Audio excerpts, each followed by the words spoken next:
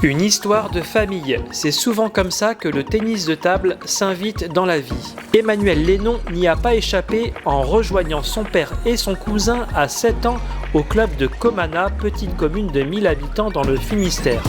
Elle connaît une progression fulgurante, termine vice-championne de France Benjamin, mais le trop-plein de ping lui fait stopper la discipline pour la natation pendant une année à 14 ans.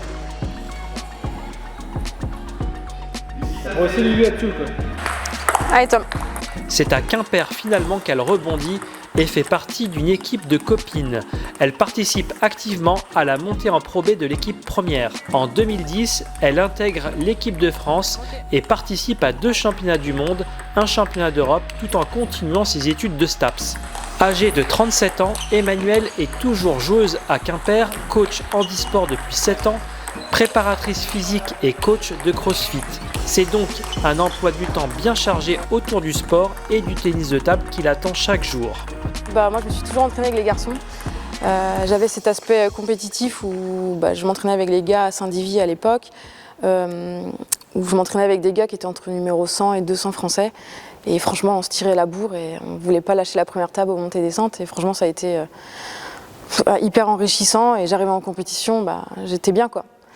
Après j'ai intégré l'équipe de France et là on arrive dans un autre schéma où on vient un peu casser tes habitudes dans le sens où faut s'entraîner de cette manière-là et on ne s'adapte pas forcément à toi. Moi je faisais confiance au système et à chaque fois que je revenais ici, Manu il pétait un watt parce que je jouais comme un robot, j'envoyais des brins alors que c'était pas ma signature quoi. Moi j'étais plutôt sur la variation, la création et à chaque fois je perdais un peu mon identité quoi. C'est le grand débat d'aujourd'hui ça. Ouais, et puis là tu vois nous on bosse avec les handis et on est beaucoup sur cette adaptation, sur l'écoute, on individualise vraiment beaucoup. Et je pense que c'est vraiment une force. Quand tu connais les gens, tu sais comment ils fonctionnent, ceux qu'ils ont besoin, tu mets les choses en place quoi. Quand je vois aujourd'hui, par exemple Léon Marchand, les Lebrun, c'est des personnes qui se connaissent émotionnellement. Ce sont des personnes avant tout, avant d'être des athlètes. Et je trouve que c'est vraiment super intéressant. Et je pense que ma génération, on a essayé de lier les études, le côté entraînement où on s'entraînait beaucoup et dur, et ce qui n'est pas un souci en soi, c'est pas le problème, mais est-ce que c'était forcément la bonne manière et adapté à chacune, je pense pas. Et d'après toi, te concernant, qu'est-ce qui fait que tu n'as pas percé au niveau international ? Je pense que je suis quelqu'un qui évolue dans un groupe et qui a besoin de se sentir en confiance. Si justement on a monté l'équipe en pro ici, c'est parce que je me sentais bien, on était avec des copines. Manu, il gérait l'environnement autour et ça se passait super bien. Et j'ai besoin de cette confiance. Aujourd'hui, ce qui m'a manqué, je pense que c'est ça, c'est d'avoir confiance et pas être un morceau de viande qu'on prend et qu'on jette comme ça, quoi. Moi, j'ai besoin d'avoir du sens derrière les choses, pourquoi je fais les choses. Et là, j'ai un peu cette sensation d'avoir été broyée dans le système où on a toutes fonctionné pareil. On avait de la prépa physique, mais qui était en lien avec les défenseuses de l'époque. Elles avaient des problématiques, on faisait les mêmes choses qu'elles parce qu'elles avaient des problématiques au niveau des membres inf. Et c'est hallucinant, quoi. C'était pas du tout personnalisé et adapté, quoi. Et je pense que j'aurais eu besoin de plus de confiance et je pense que j'aurais pu, et de l'individualisation, je pense que j'aurais plus performé. Voilà, moi je me rappelle de Carole, on était sur la prépa, c'était pour Londres, et je me rappelle de Carole qui préparait un triathlon quoi. Et en fait on essayait de la faire jouer comme une chinoise. Elle faisait de la prépa physique au taquet, mais est-ce qu'elle avait vraiment besoin de ça? Je suis pas sûre. Moi je la regardais avec mes grands yeux et j'hallucinais quoi. Alors c'est trop bien de développer les capacités physiques et mentales, mais pourquoi on le fait quoi? Et au final, je pense que Carole, elle n'avait pas besoin de ça et il fallait lui faire confiance. Je pense qu'on ne s'est pas fait assez confiance et s'écouter et savoir qui on est et ce qu'on a besoin. Voilà.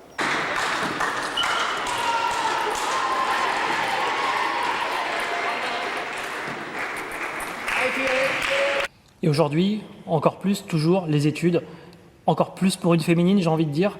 Faut un projet. Clairement, il faut un projet. Si c'est un projet en équipe de France, oui. Quels moyens on met en place? Aujourd'hui, c'est vrai qu'on est vraiment dans une société de communication. On peut s'attirer des sponsors si on sait communiquer. Justement, si on a une bonne élocution, si on est un minimum éduqué, on va pouvoir se vendre. Mais c'est du temps où on ne sera pas forcément en train de s'entraîner.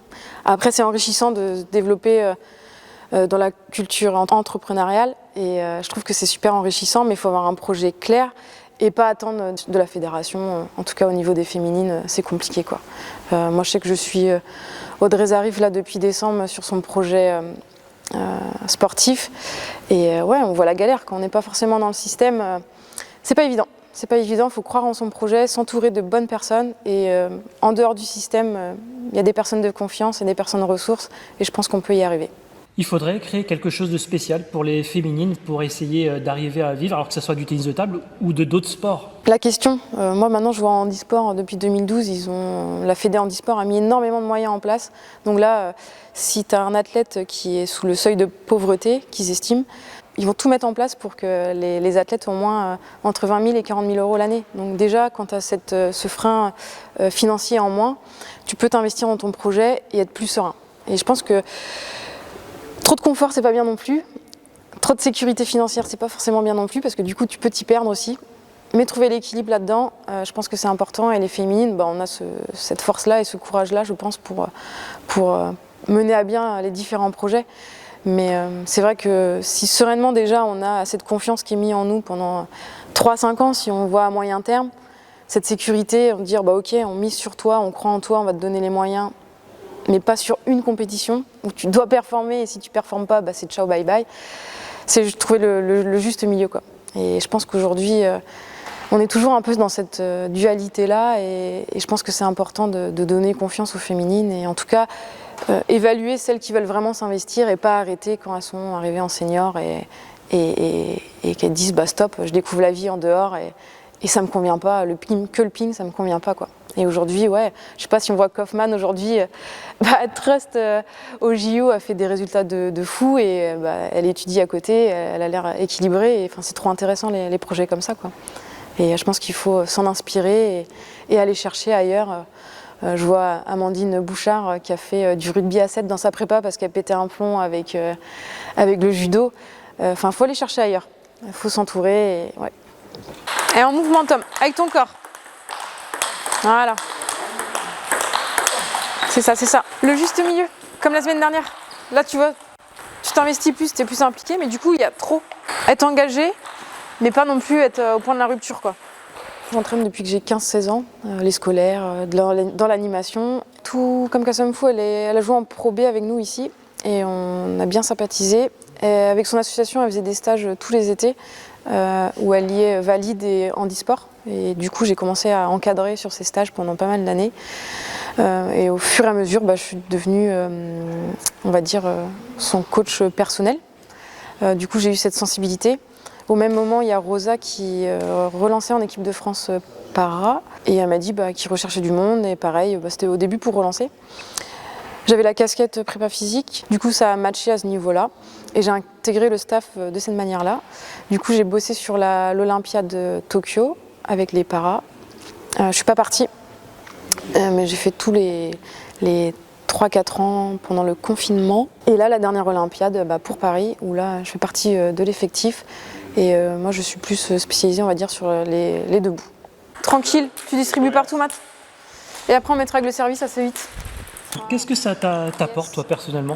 Je me sens utile, j'aime bien transmettre. On évolue avec un groupe qui travaille, qui évolue bien et on a un staff vraiment riche. Il n'y a pas de souci d'ego, on est là vraiment pour les athlètes et pour leurs projets. Et c'est vraiment une chance d'évoluer dans cet environnement et que ce soit sain. Voilà. Comment on s'adapte quand on passe du valide à l'handisport ? C'est super intéressant. Je pense que si j'avais connu ça plus tôt dans ma carrière, ça m'aurait aidé parce que on réfléchit plus dans le sens où justement quand on est valide, on a cette capacité physique à compenser certaines choses. Quand on est touché par un handicap, on va utiliser différentes zones de la table et on va chercher peut-être plus les petits côtés. Nos schémas de jeu vont être encore plus identifiés et la réflexion est vraiment plus menée et c'est hyper riche. Du coup, peut-être ce qui a été dur au début, c'est de comprendre le handicap, comprendre qu'est-ce qui était possible de faire pour eux et pas possible. Et une fois qu'on a compris ça, moi aujourd'hui, je les vois comme des valides et je sais pas comment expliquer, mais ça roule et c'est hyper riche. Ouais. Merci Manu. Merci.